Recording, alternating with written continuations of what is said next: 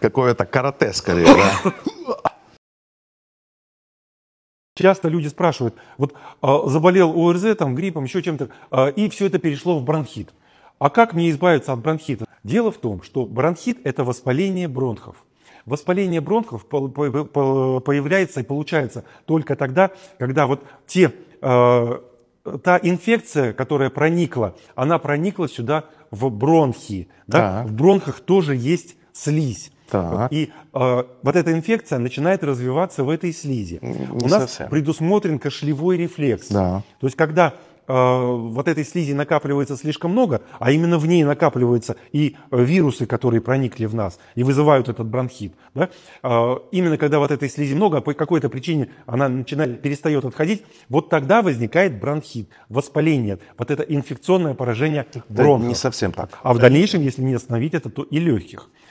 Так вот, этот бронхит убирается простейшим совершенно упражнением. Каким? Нужно вывести эту слизь из бронхов. Упражнение так и называется – бронходренаж. Как оно выполняется? Максимальное открытие грудной клетки, то есть максимальный вдох и максимально резкий и быстрый, максимально большой выдох с резким ударом предплечьями по реберным дугам. Какое-то карате скорее, да? И сразу же начинает откашливаться. Из бронхов начинает выводиться вот эта накопившаяся и застрявшая там мокрота, которая засеяна вирусами. И вы начинаете ее откашливать. Она начинает выходить, и если вы будете там 5-6 раз в день делать вот это упражнение, то таким образом вы либо предотвратите, если у вас еще нет бронхита, развитие его, либо избавитесь уже от имеющегося бронхита. Благодарю вас. Друзья, значит, вирусы попадают в бронхи обычным воздушно-капельным путем. Дело в том, что если у кого-то есть бронхит или пневмония или любая вирусная инфекция, то вирус, он как аэрозоль. Мы его выдыхаем, и он, как, грубо говоря, как парфюм. Да, кстати, это еще одна причина, почему ношение масок абсолютно неэффективно. Потому что вирус, он как парфюм, он очень-очень маленький. Он летает везде. Потом другой человек этот вирус вдыхает. И этот вирус зачастую оседает в носу, в носоглотке, в гортани может оседать, может в трахее, может в основных бронхах, может в бронхах меньшего калибра оседать вирус. Да? Первое, да, что я хочу сказать.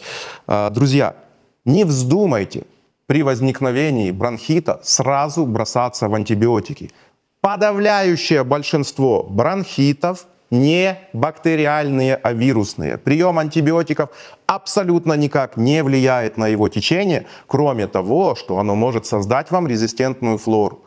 Если вы думаете, что бронхит у вас несколько дней и скоро начнется бактериальное присоединение инфекции, и вы хотите профилактически принять антибиотик, забудьте об этом, не вздумайте этого никогда делать. Мы можем назначать антибиотики, когда мы видим выраженный лейкоцитоз, когда мы понимаем, что человеку к инфекции присоединилась бактериальная флора. А самое эффективное, что вы можете сделать, заболев бронхитом, я повторяю это еще раз, это сбалансированно питаться, пить много воды и надувать шарик. Шарик расширит каждый бронх, шарик даже расширит альвеолы и позволит мокроте выходить. Кстати, бронхиты часто начинаются с сухой фазы, когда у вас огромный кашлевой рефлекс, но нету ни капли мокроты. Пожалуйста, не занимайтесь самолечением, сбалансированно питайтесь, пейте много воды и дуйте шарик по 3-5 раз каждый час. И именно это поможет вам поскорее избавиться от любых заболеваний воспалительного характера. Например, это бронхиты, бронхиолиты, трахеиты, даже пневмонии. Потому что нам нужно наше бронхолегочное дерево расширить. Понимаете? Питайтесь сбалансированно. Если что-то непонятно, пишите вопросы, комментируйте, делитесь с другими, подписывайтесь и будьте здоровы.